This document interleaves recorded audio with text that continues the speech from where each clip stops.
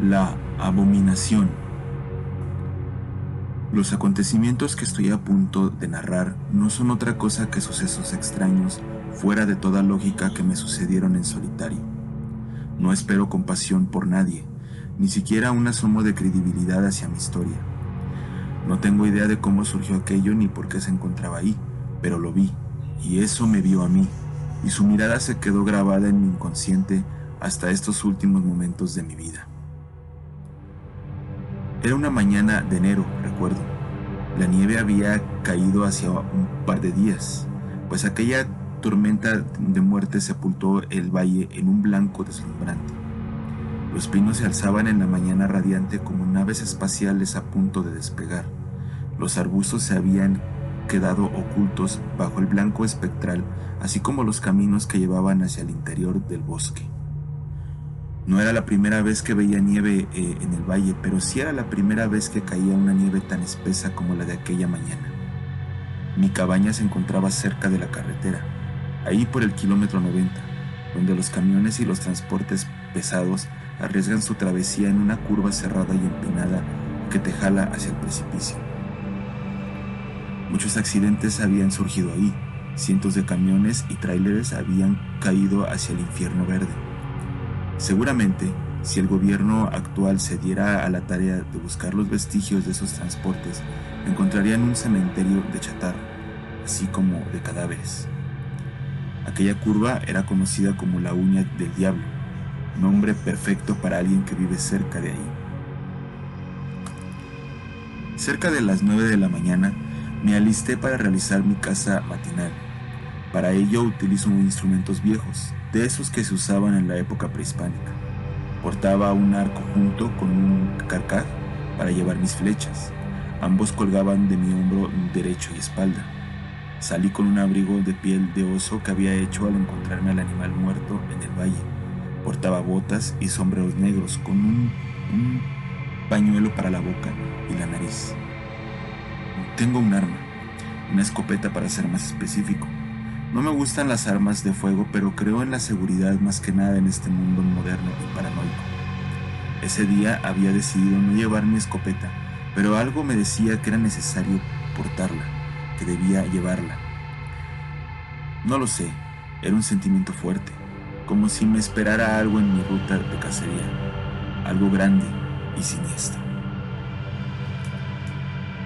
Después de un café muy cargado, comencé a preparar mi equipo.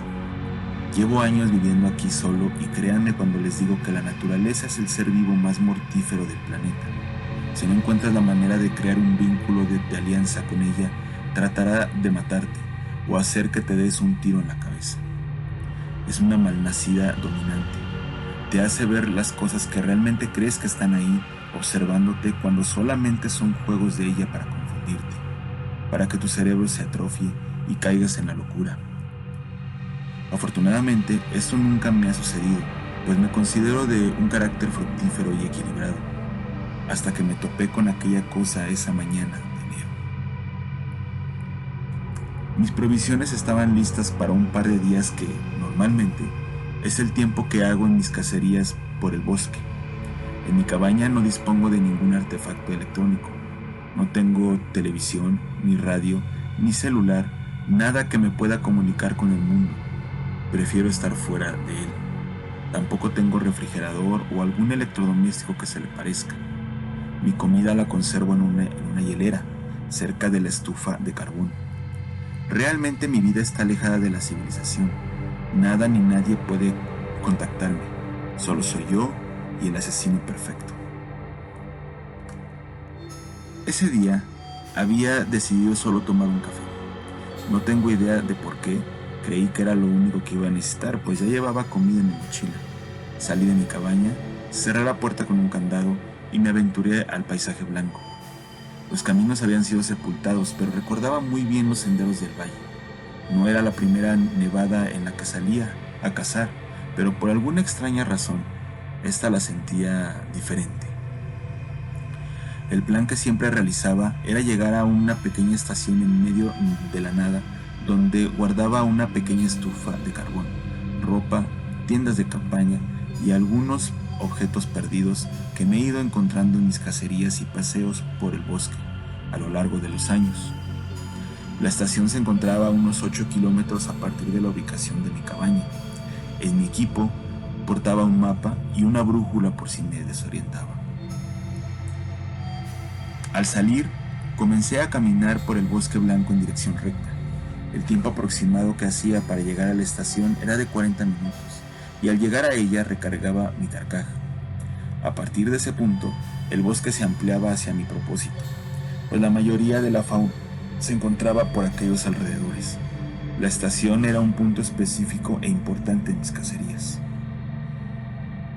Llevaba cerca de 20 minutos caminando entre elevaciones y zanjas. Afortunadamente la nieve era lo suficientemente espesa para caminar sobre ella. Recuerdo que el aire estaba tranquilo y la luz del sol expresaba todo su esplendor, pero algo en el ambiente frío y calmo estaba mal. Era como si me encontrara en otra dimensión. No sé cómo explicarlo, pero sentía que el bosque me observaba, que realmente me observaba.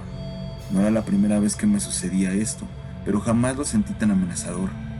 Algo estaba sucediendo y muy pronto sabría de qué se trataría. 10 minutos después de mi andar, me topé con el pequeño lago al que había bautizado como La Birca, en honor a mi hija, una pequeña, cálida y sonriente niña de 5 años que había sido víctima de la leucemia. Cuando tenía familia, vivíamos en una pequeña casa en el campo, cerca de un pequeño lago donde mi hija gozaba mojarse.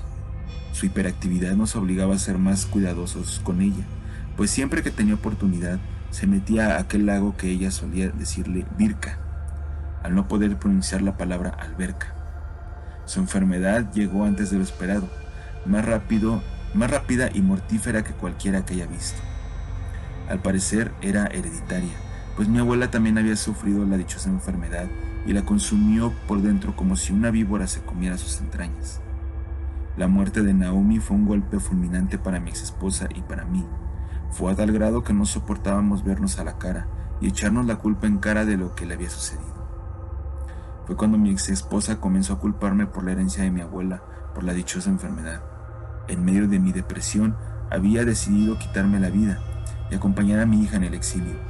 Pero mi intento de suicidio falló rotundamente y las acusaciones de mi exesposa cesaron.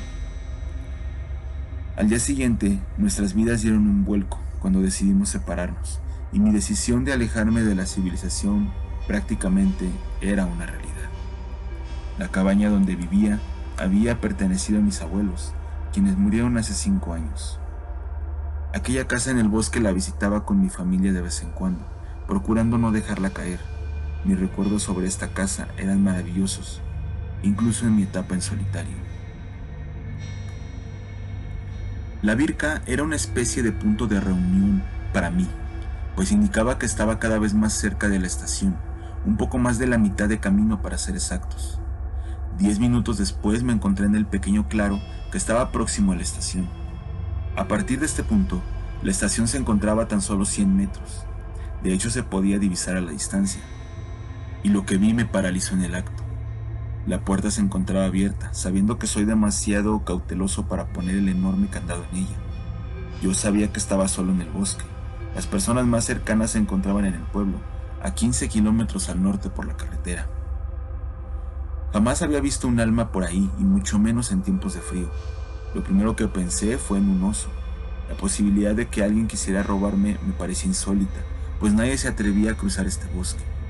Las leyendas sobre él eran vastas, desde brujas hasta sectas satánicas, pasando por ovnis. Recordando esas historias, jamás había oído ningún relato sobre alguna bestia o criatura mitológica rondando por el bosque.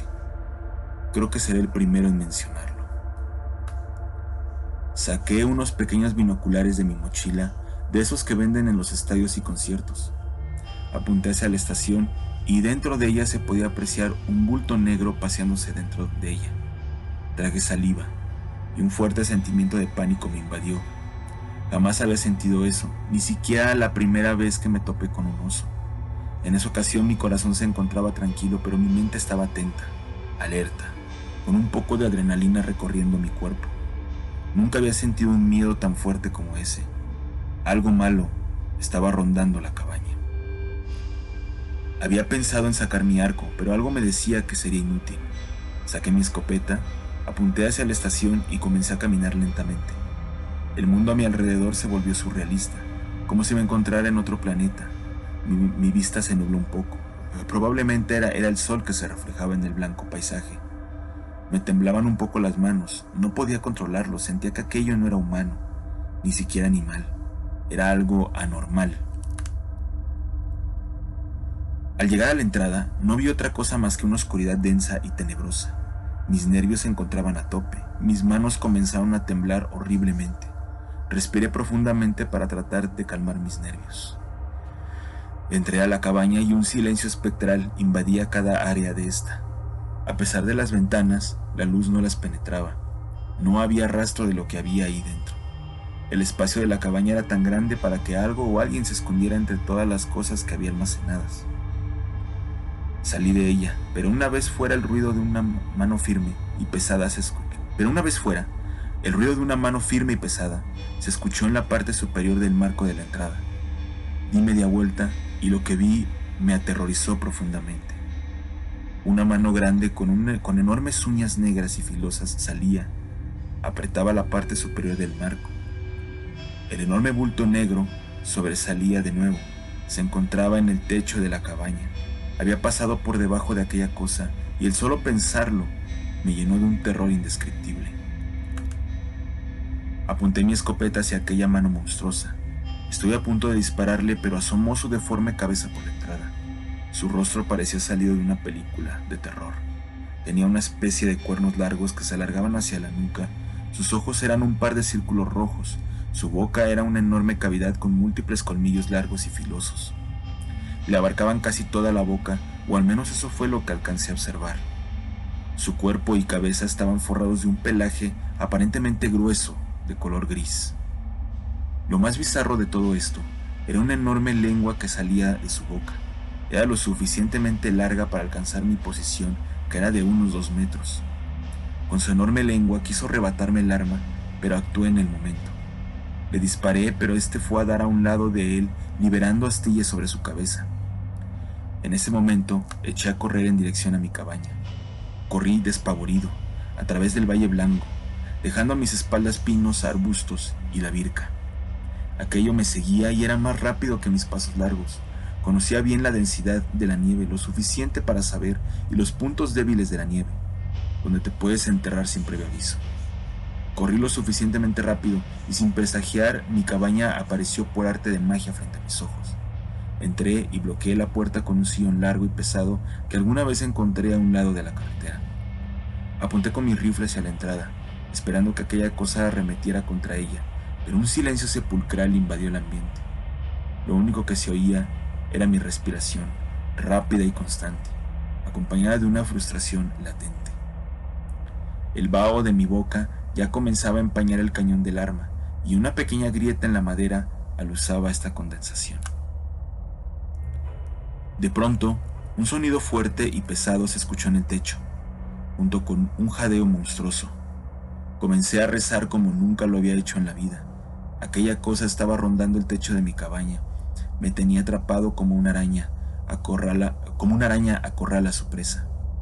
Aproximadamente 1 hora después descendió y comenzó a rodear la cabaña. Pude ver su grueso pelaje cuando pasaba por las ventanas. Andaba como un orangután, solo que no se apoyaba con las manos.